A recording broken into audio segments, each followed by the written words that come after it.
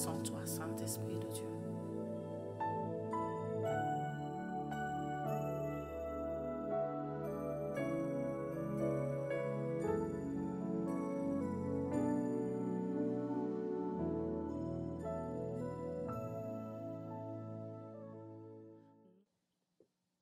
Donc, après avoir vu la personne de Jésus comme apôtre, la personne de Jésus comme prophète, la personne de Jésus comme docteur et enseignant, la personne de Jésus comme évangéliste, et nous allons terminer aujourd'hui, la personne de Jésus comme pasteur, je n'ai pas vu un pasteur comme Jésus. C'est quoi un pasteur? Les pasteurs, on parle de peuple pasteur, c'est des bergers. Un pasteur, c'est un éleveur. Ça veut dire que il sait prendre les brebis depuis leur mise bas. Il sait s'occuper de la brebis qui met bas. Il sait s'occuper des agneaux. Il sait s'occuper de comment les élever. Il sait les garder. Le pasteur, l'éleveur, c'est le gardien des troupeaux. Il sait garder son troupeau pour que son troupeau ne soit pas mis en danger de mort. Il sait garder son troupeau pour que son troupeau se repose bien. Il sait garder son troupeau pour que lorsque le troupeau va ailleurs, qu'il les récupère. Donc le pasteur, c'est celui qu'on appelle berger. Tous les bergers, les personnes que la religion a donné le nom de berger, tous ils sont pasteurs parce qu'il n'y a pas une étude à faire pour le devenir pasteur après. Puisqu'ils sont bergers, appelés comme tels, ça veut dire qu'ils pratiquent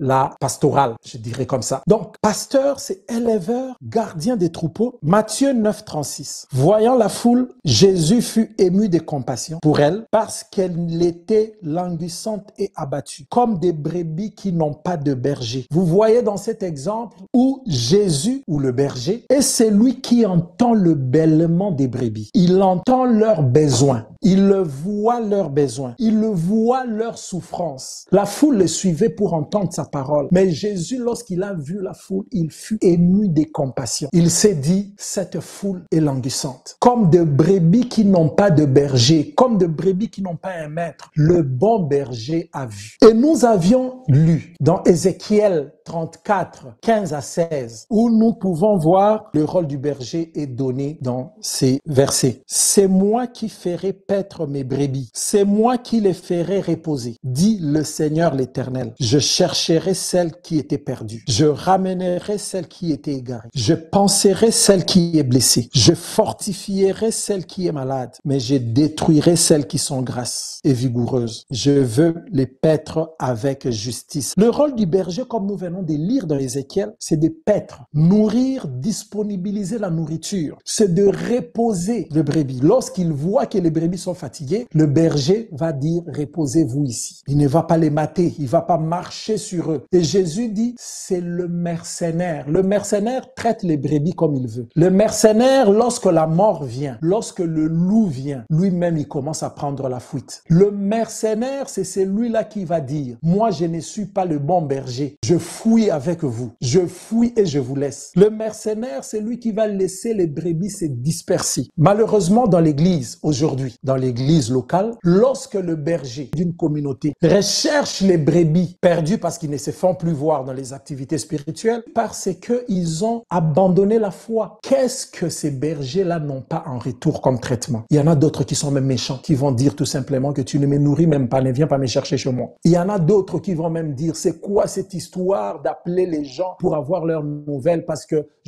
il m'a pas vu pendant quelques jours. Malheureusement, le berger, c'est ça son rôle. C'est ça le rôle du berger. Il n'a pas d'autre. Le berger, il prend soin des brebis. Ramener ceux qui sont perdus. Donc, lorsque ton pasteur, ton berger fait cela, ce n'est pas pour ton argent, ce n'est pas pour ta maison, ce n'est pas pour ce que tu as, ce n'est pas pour te déranger, c'est pour que tu reviennes à Christ. Tout simplement parce qu'il t'a vu t'égarer. Le pasteur est celui qui peut voir. La foule qui était là, comment elle ne se rendait même pas compte qu'elle était affamée et qu'elle ne pouvait plus continuer. Jésus, ému de compassion, a vu et a agi. Amen. Pensez les plaies des blessés. C'est pourquoi certaines personnes peuvent croire où certains pasteurs peuvent se faire croire qu'ils sont invincibles parce que ces gens-là voient des foules et des foules aller chez les pasteurs et les pasteurs pensent les plaies. Pendant les deuils, nous en avons eu un la semaine passée. Pendant les temps difficiles, suivre un couple qui n'a pas encore d'enfant, suivre un enfant qui est en train de se perdre dans la drogue et dans les choses honteuses, suivre un mari, une femme qui veut à tout prix une séparation avec son conjoint ou sa conjointe, suivre une personne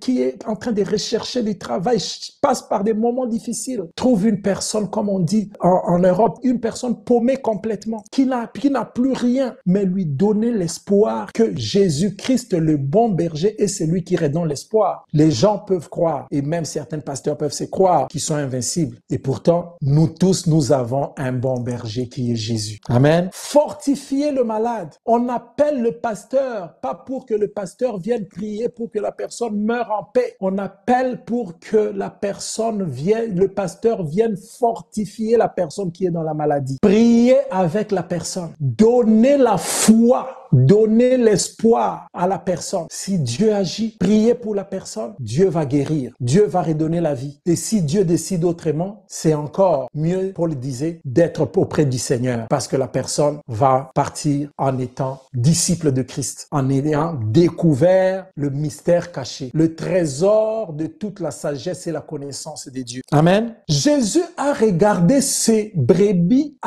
il était ému de compassion, la parole de Dieu nous dit. Il était ému de compassion. C'est quoi la compassion? La compassion, c'est un sentiment qui porte à plaindre autrui et à partager ses souffrances. La compassion n'est pas l'empathie. L'empathie, c'est comme si je regardais dans un miroir ce que tu partages comme douleur. Lorsque le médecin reçoit une personne qui est malade, qui passe des périodes difficiles, qui a une maladie grave, le médecin a l'empathie envers cette personne. Lorsque nous allons à un deuil, la majorité des gens qui viennent pour soutenir la personne éprouvée ont de l'empathie envers cette personne. Lorsque nous regardons les familles qui ont perdu des gens durant cette pandémie, la Covid, nous avons l'empathie parce que nous regardons et nous disons « Ah Seigneur, ils ont souffert » et des fois on prie et nous sommes appelés à prier pour eux. Mais la compassion, c'est au-delà. Ce n'est pas que tu regardes comme dans un miroir. Tu les prends pour toi. Tu vis ça, les souffrances, tu partages les souffrances de la personne. Et à un deuil, vous pouvez voir que les gens peuvent facilement passer de l'empathie juste pour dire « Ah, mes condoléances » et puis on va s'asseoir, on se tait, on médite et puis après on rigole même fort. Mais il y a des gens qui passent directement à la compassion. La compassion, c'est tu vis la souffrance de la personne. Jésus fut ému de compassion en voyant ces gens. Il s'est senti affamé, il s'est senti fatigué, il s'est senti comme ces gens-là se sentaient. Il s'est dit, je dois manger. Ça veut dire qu'ils doivent manger. Je dois prendre tout pour qu'ils...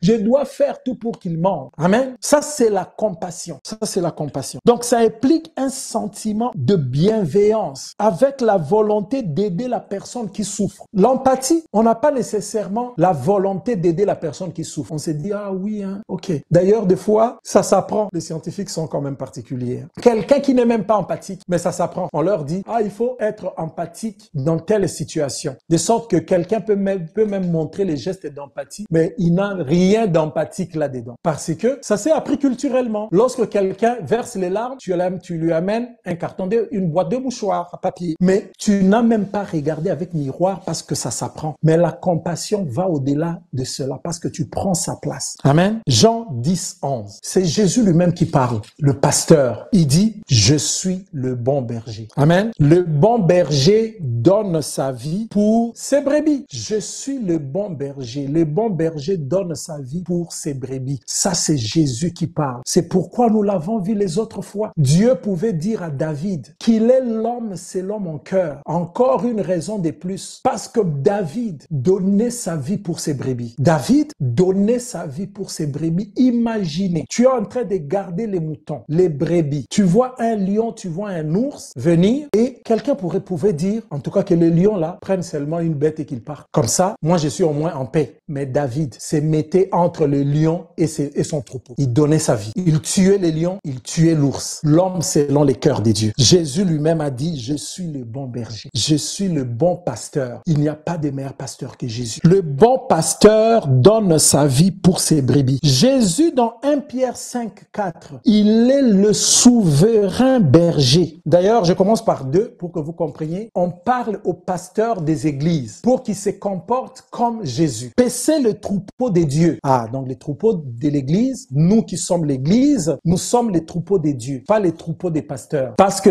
nous sommes les troupeaux des pasteurs lorsque ces pasteurs-là ont comme seul modèle Jésus. Alors nous sommes leurs troupeaux. Mais lorsque leur modèle n'est pas Jésus, nous ne pouvons pas être leur troupeau. Parce que la parole de Dieu dit, paissez le troupeau des dieux, qui est sous votre garde, non pas comme contrainte, non comme pour un gain sordide, mais avec dévouement. Amen. Non comme dominant sur eux, qui vous sont échus en partage, mais en étant les modèles des troupeaux. Donc lorsque nous, les pasteurs des églises, marchent conformément comme Jésus, les troupeaux des dieux deviennent leurs troupeaux. 4. Et alors, lorsque le souverain berger paraîtra, vous obtiendrez la couronne incorruptible de la gloire. Donc, le berger qui est au-dessus de tous les bergers, de tous les pasteurs de l'église, c'est Jésus. Il est le souverain berger. Hébreux 13:20 nous parle du grand berger des brebis. C'est l'équivalent du souverain berger. C'est d'ailleurs la conclusion de la lettre, que le Dieu de paix, qui a ramené d'entre les morts le grand berger des brebis, par le sang d'une alliance éternelle, notre Seigneur Jésus-Christ. Amen. Le grand berger de brebis. Jésus, le grand berger des brebis. Tu veux être pasteur? Ton modèle, c'est Jésus. Tu es pasteur? Le modèle, c'est Jésus. De la même manière, il était le modèle. Il est le modèle de l'apôtre envoyé. De la même manière, il est le modèle de prophète, le modèle de docteur, le modèle de l'évangéliste, le modèle des pasteurs, c'est Jésus le bon berger. Et dans Jean 19, lui-même il dit, je suis la porte des brebis. Ah, Jésus est la porte de brebis. Non seulement qu'il est le bon berger qui s'occupe des brebis, mais il est la porte par laquelle les brebis entrent. Une brebis qui est dans l'enclos, qui n'est pas entrée par la porte, n'a pas sa place dans la bergerie de Jésus. Même si dans l'église locale, tu t'es fait passer comme toutes les autres brebis, mais toi-même tu sais dans ton cœur que tu n'es pas rentré par la porte qui est Jésus. Toi-même tu sais que tu viens à l'église parce que tu es en train de suivre une fille, parce que tu es en train de chercher une femme, parce que tu es en train de chercher un homme, parce qu'on t'avait dit que là, il y a des gens, il y a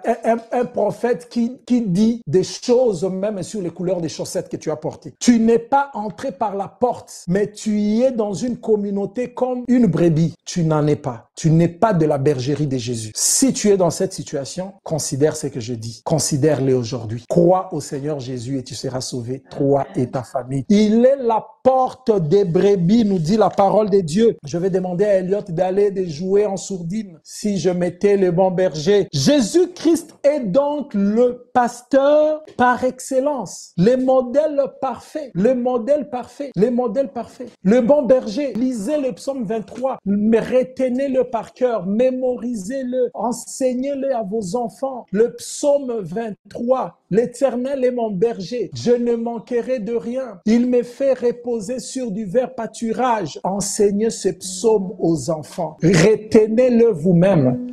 Car le Seigneur est vraiment notre berger. Cette série se termine en reconnaissant que tous les trésors de la sagesse et de la connaissance, tous les 5 ministères de l'édification de l'Église sont en Jésus. L'apôtre parfait, l'envoyé comme la main, le prophète porte-parole comme l'œil, le docteur enseignant comme la bouche, l'évangéliste comme le pied, celui qui annonce la bonne nouvelle, le pasteur, le berger comme Louis. Louis, c'est lui qui entend le bêlement des brebis, c'est lui qui prend compassion et agit. C'est le Seigneur Jésus. Que le Seigneur nous bénisse. Nous terminons par là.